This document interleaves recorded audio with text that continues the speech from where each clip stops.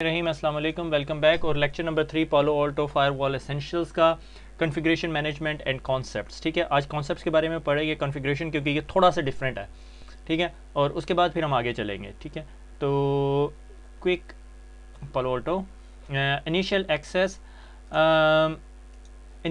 Of the system. जब भी आपने पालो ऑल्टो ख़रीदनी है तो सबसे पहले एक्सेस कन्फिगर करनी है। तो एक्सेस कैसे कन्फिगर करनी है? CLI, GUI और API, रेस्टफुल API के ऊपर काम करती है पालो ऑल्टो।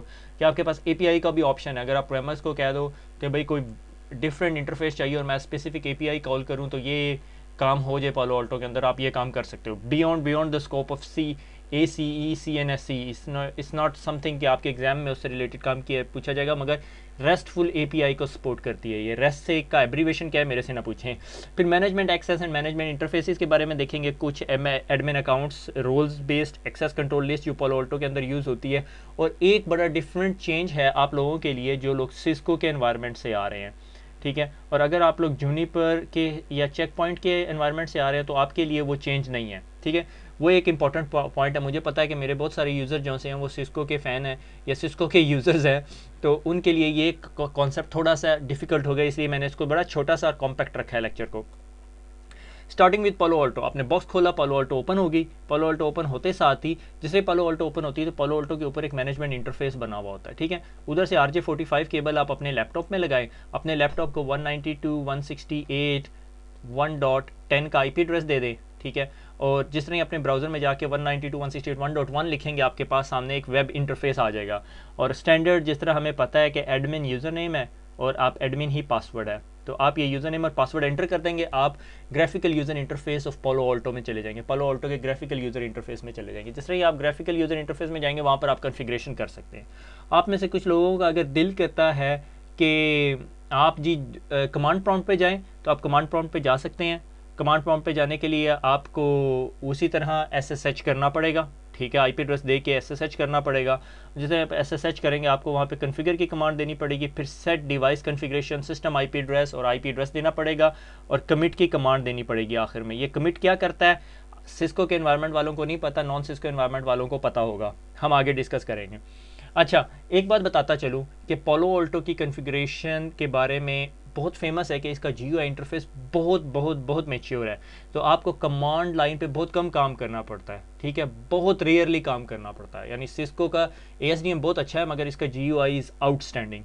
मैंने बहुत सारे ऐसे लोगों से इसकी तारीफ़ सुनी है जो लोग GUI या GUI इंटरफेस के बहुत ख़िलाफ़ थे। वो लोग कहते हैं पालो ऑल्टो इज़ ए फायरवॉल जिसमें हमें कमांड प्रॉम्प्ट की ज़रूरत ही नहीं पड़ती। बहुत सारे काम, यानी ऑलमोस्ट हर काम आप जो है GUI से कर सकते हो और बड़ा बड़ा मैनेजेबल है। ठीक है, तो अगर आप में से किसी को फिर भी कोई मसला है और आप लोगों को शौक़ है GUI सीखने का, तो उर्दू IT अकेडमी में यूज़फुल लिंक में मैंने जो कमांड्स लिस्ट भेज दी है, तो आप कमांड लिस्ट यूज़ कर सकते हो। बल्कि मुझे याद पड़ता है कि मैं किसी से डिस्कस कर रहा था तो ही केम अप विद आइडिया कि कुछ काम ऐसे हैं जो आप GUI पे कर सकते हैं, कमांड प्रॉम्प्ट पे कर ही नहीं सकते। तो इधर उल्टा केस है। एनीवे, तो पालो ऑल्टो की फायरवॉल मोस्टली GUI से कन्फिगर होती है, 99% GUI से कन्फिगर होती है। ठीक है, अच्छा एक बात बताता चलो कि पालो ऑल्टो के अंदर रोल बेस्ड एक्सेस कंट्रोल है। रोल बेस्ड एक्सेस कंट्रोल क्या कि आपने यूजर्स को रोल का मेंबर बना दिया और वो रोल बेस्ड एक्सेस कंट्रोल करते हैं। ठीक है, यानी रोल हो गया जी सुपर यूज़र, एक सुपर यूज़र रोल है। ठीक है, सुपर यूज़र अगर कोई बंदा उस रोल का मेंबर है तो उसके पास एवरीथिंग की एक्सेस है। मगर इसके साथ ही आपके पास एक रोल होता है सुपर यूज़र रीड ओनली। ठीक है, उसको हर चीज़ पे रीड ओनली एक्सेस होगी। तो कोई अगर आप यूज़र अकाउंट बनाएं और उसको रीड ओनली ग्रुप के अंदर डाल दें, या जिसे रोल कहते हैं यहाँ पे, जिस तरह आपके पास एक्टिव डायरेक्टरी में ग्रुप्स हैं तो उसमें डाल दें तो वो super user read only group में चला जाएगा। अच्छा, फिर उसके बाद उन्होंने एक और रोल दिया है जिसको कहते हैं डिवाइस एडमिन।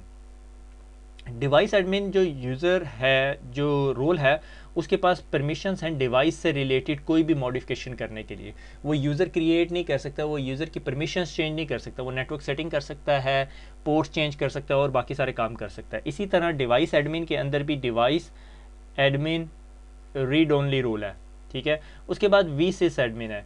VSys एडमिन क्या कि जब आपके पास बड़ी फायरवॉल्स हो जाती हैं तो आप उसके अंदर वर्चुअल सिस्टम बना देते हैं। ठीक है, जिस तरह मल्टीपल कॉन्टेक्स्ट का बात थी कि भाई एक फायरवॉल है उसको चॉप करके उसमें 5 फायरवॉल्स बना दी, firewall 1, firewall 2, firewall 3, firewall 4, firewall 5। तो VSys एडमिन के पास उस vsys को मैनेज करने के राइट्स होंगे, और इसी तरह vsys admin read only role है। तो actually the purpose of this slide कि आपको पता हो कि आपके पास जो से हैं पालो अल्टो के अंदर 6 रोल्स हैं, ठीक है, मगर उसमें 2 कैटेगरीज है, एक सुपर यूज़र है, एक डिवाइस एडमिन है और एक vsys एडमिन है। सुपर यूज़र के अंदर फिर सुपर यूज़र है और एक रीड ओनली है। इसी तरह डिवाइस एडमिन के अंदर सिंपल डिवाइस एडमिन है और एक रीड ओनली है, और vsys के अंदर एक सिंपल vsys है और एक रीड ओनली है। तो यानी 6 रोल्स आपके पास बाय डिफ़ॉल्ट है। That's one of the exam question as well. मगर इसका ये मतलब नहीं है कि आप इसके अलावा रोल नहीं बना सकते। आप इसके अलावा रोल बना सकते हैं, उसको यूज़र डिफाइंड रोल्स कहते हैं, और आप उसके ऊपर डिफरेंट परमिशंस लगा सकते हैं। अब हम कंपेरिजन नहीं करेंगे, मैं हद कोशिश करूँगा सिस्को और पालो अल्टो के बीच में कंपेरिजन नहीं करूँ, आप लोग खुद करें, ठीक है। तो आपके पास सिस्को में है या नहीं, you need to find out. अच्छा, उसके बाद आ जाती है कन्फिग्रेशन। ये एक स्लाइड है जो मोस्ट इंपॉर्टेंट, और आज के लेक्चर में मेनली हमने इसके बारे में जिक्र करना है। कभी भी आप कोई चेंजेस करते हैं फायरवॉल के अंदर, पालो अल्टो के GUI इंटरफेस में जाके चेंजेस करते हैं, एनी चेंज यू मेक, वो आपकी कौन सी चेंज कहलाती है, कैंडिडेट कॉन्फ़िग कहलाती है, ठीक है, कैंडिडेट कॉन्फ़िग। बहुत सारे लोग जो से हैं पागल हो जाते हैं पालो अल्टो पे काम करते हुए कि यार मैंने ये चेंजेस कर दी हैं, मगर ये चेंजेस जो सी हैं काम नहीं कर रही, ठीक है, प्रेस कर रहे होते हैं चेंज पे, दोबारा जाके मॉडिफाई करने की कोशिश कर रहे होते, चेंज नहीं होती। ASDM में क्या होता है, ASDM के अंदर आपने कोई चेंज की था, 100% गॉन, चेंज इंप्लीमेंट हो जाती है आपकी, ठीक है। जबकि पालो अल्टो के अंदर कैंडिडेट कॉन्फ़िग होती है, और वो रियल कॉन्फ़िग नहीं होती, वो आपकी रनिंग कॉन्फ़िग नहीं होती, ठीक है। आप उसके बाद क्या करते हो, आप एक काम करते हो, आप कमिट करते हो, ठीक है। जिस तरह ही आपने कमिट किया तो आपकी जो सी है कैंडिडेट कॉन्फ़िग जो सी है वो रनिंग कॉन्फ़िग बन जाती है, ठीक है। वो आपकी कैंडिडेट कॉन्फ़िग आपकी रनिंग कॉन्फ़िग बन जाएगी, ठीक है। अच्छा, ये एक इम्पॉर्टेंट कॉन्सेप्ट है for all the students who are coming from Cisco background. Cisco में हमारे पास ऐसा नहीं होता, हम राइट मैम करते हैं तो वो कॉन्फ़िगरेशन रनिंग कॉन्फ़िग बन जाती है, मगर जिस तरह ही राइट मैम से पहले वो कॉन्फ़िगरेशन लाइव हो जाती है हमारे पास, ठीक है। यहाँ पे जब भी कोई चीज़ आप चेंज करोगे वो कैंडिडेट कॉन्फ़िग बन जाएगी, मगर वो कॉन्फ़िगरेशन जो सी है वो रियल नहीं होगी, यानी वो लाइव नहीं होगी। उसको लाइव करने के लिए आपको कमिट की कमांड देनी पड़ती है, ठीक है। अच्छा, अब कैंडिडेट कॉन्फ़िग के इसके साथ जिस तरह आप कमिट है, कमिट के साथ आपके पास एक और बटन है जिसका मतलब है सेव, ठीक है। सेव का अगर आप बटन दबाते हैं, कमिट नहीं किया हुआ, सेव का बटन दबाते हो तो वो कैंडिडेट कॉन्फ़िग की कॉपी बना लेता है, ठीक है। आप मल्टीपल कैंडिडेट कॉन्फ़िग अपनी डिवाइसेस में रख सकते हो, ठीक है। और उसके बाद आपने कैंडिडेट कॉन्फ़िग आपने चेंजेस की, आपने चेंजेस सेव कर ली, मगर चेंजेस को कमिट नहीं किया। चेंजेस को सेव करना और कमिट करना आर 2 डिफरेंट कॉन्सेप्ट्स। चेंजेस की, चेंजेस को सेव कर लिया, अब आप चाहते हो यार ये मैं चेक करूं कि ये वेरिएशन कितनी है, तो आपने कहा कि मुझे फायरवॉल को कहा कि मुझे ऑडिट करो कि रनिंग कॉन्फ़िगरेशन और चेंजेस के दरमियान, तो वो आपको डिफरेंट कलर्स के साथ दिखाना शुरू कर देगा कि भैया कौन कौन सी कॉन्फ़िगरेशन आपने चेंज की है, ठीक है। कमांड्स व्यू आपके पास सिस्को ASA के अंदर है, मगर ये वाला कमिट का कॉन्सेप्ट नहीं है सिस्को ASA के अंदर, ठीक है। तो save create a copy of candidate config, मगर अगर आपने कमिट का बटन दबा दिया तो आपको सेव करने की ज़रूरत नहीं है। जिस तरह ही आप कमिट करते हो तो वो सेव भी कर लेता है और कैंडिडेट कॉन्फ़िग को क्या कर देता है, आपकी रनिंग कॉन्फ़िग बना देता है। और रनिंग कॉन्फ़िग वो जब आपकी चेंजेस लाइव हो जाती हैं। तो बहुत दफ़ा ऐसा होता है कि आप कैंडिडेट कॉन्फ़िग करते रहते हो, by the end of day आप चाहते हो अब मैं रनिंग में डाल दूँ, तो आप रनिंग में डालते हो। अगर आपने कैंडिडेट कॉन्फ़िग किया, आपका ख्याल आया नहीं यार स्किप कर दो, तो आप फारिग कर सकते हो, आपने फायरवॉल पे कोई चेंजेस नहीं की, ठीक है। ये ऑप्शंस आपके पास होते हैं, जबकि ASA में आपके पास ऐसा नहीं होता। अच्छा, इसके अंदर एक और बहुत इंटरेस्टिंग चीज़ है, इसका called granular commit. Granular commit क्या कि आपकी फायरवॉल के अंदर 2 ऑप्शंस थे। एक था जी से for example access control list, ACL Palo Alto का कॉन्सेप्ट नहीं है, इसमें पॉलिसीज़ बनती हैं, और एक पोर्शन था नेटवर्क्स का, और एक मैं कह देता हूँ प्रोटोकॉल्स का, ठीक है।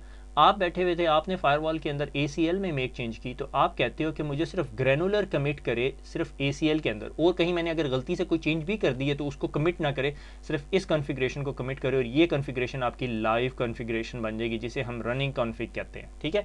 This is called granular commit. आप ग्रैनुलरी कमिट कर सकते हो कि यार सिर्फ ये वाले जो टैब के अंदर जो चेंजेस किए हैं सिर्फ इसी को कमिट करे, आपके पास ये ऑप्शन भी होता है, ठीक है। So this is how the configurations work. ये बहुत इंपॉर्टेंट पॉइंट है कि कोई भी चेंजेस जो आप पालो अल्टो में करते हैं वो कैंडिडेट कॉन्फ़िग में चली जाती है, और कैंडिडेट कॉन्फ़िग कभी भी आपकी रनिंग कॉन्फ़िग नहीं होती। रनिंग कॉन्फ़िग कैंडिडेट कॉन्फ़िग को रनिंग कॉन्फ़िग बनाने के लिए आपको कमिट का बटन दबाना पड़ता है, ठीक है। यहाँ तक बात समझ आ गई कि मैं अगर फायरवॉल में लॉगिन हुआ और मैंने कुछ चेंजेस किए तो वो चेंजेस लाइव नहीं होंगे, उन्हें लाइव करने के लिए मुझे कमिट का बटन दबाना पड़ेगा, और वो कैंडिडेट कॉन्फ़िग मेरी रनिंग कॉन्फ़िग बन जाएगी, और तब वो चेंजेस मेरे सिस्टम में लाइव नज़र आएंगे, ठीक है। ये बहुत इंपॉर्टेंट पॉइंट है। अच्छा, उसके बाद आपके पास जो है कॉन्फ़िगरेशन के अंदर ना लॉक्स आ जाते हैं, जिसे हम ट्रांजैक्शन लॉक कहते हैं। ट्रांजैक्शन लॉक ये कि अगर आपने ये मेक श्योर करना हो कि दो बंदे एक्सीडेंटली चेंजेस ना करें, ठीक है। तो अगर मैं बीइंग एन एडमिनिस्ट्रेटर जो सा है, मैं कॉन्फ़िगरेशन लॉक का बटन दबा दूं, तो कोई बाकी जितने लोग होंगे उनके सामने आ रहा होगा कि लॉक हो गया, मगर वो अनलॉक नहीं कर सकेंगे। अगर मैंने ब्लॉक करके चेंजेस करके सेव कर दी और मैंने लॉक अनलॉक नहीं किया और मैं छुट्टियों पे चला गया, तो सिर्फ एडमिनिस्ट्रेटर मेरा लॉक अनलॉक कर सकता है और कोई नहीं कर सकता, ठीक है। तो तब तक कॉन्फ़िगरेशन लॉक नहीं होगा। एक होता है commit lock. Commit lock automatically unlock हो जाता है जिस तरह ही आप कमिट का बटन दबाते हो, मगर mainly transaction lock configuration lock से रिलेटेड बात आती है। आपके ना टॉप बार के ऊपर या लोअर बार के ऊपर, लोअर राइट हैंड साइड के ऊपर ना लॉक का बटन आ रहा होता है। उसका मतलब है कि आप कॉन्फ़िगरेशन चेंजेस नहीं कर सकते, आपको अनलॉक करना पड़ेगा, आपको अनलॉक करवाना पड़ेगा, या कुछ भी हो सकता है, ठीक है। जब भी कुछ लोग नॉर्मली बेस्ट प्रैक्टिस ही होती है, जब आपके पास मैसिव इन्वायरमेंट्स होता है, 500 के करीब फायरवॉल्स आपके पास है या 100 के करीब फायरवॉल्स आपके पास है और आपके पास 20 डिफरेंट किस्म के इंजीनियर्स हैं, तो वो मेक श्योर करना चाहते हैं कि जब वो कॉन्फ़िगरेशन में चेंजेस कर रहे हों तो कोई और एक्सीडेंटली लॉगिन होके ना करे। अब मुझे अच्छी तरह याद है कि ASDM के अंदर आपके पास रिफ्रेश का बटन आ रहा होता है कि कोई और ऑलरेडी लॉग्ड इन है और उसने मेक चेंजेस किए हैं, आप रिफ्रेश करना चाहते हो। जिस तरह आप रिफ्रेश हिट करते हो तो आपकी कॉन्फ़िगरेशन उड़ जाती हैं, ठीक है। तो ये एक फीचर सेट है।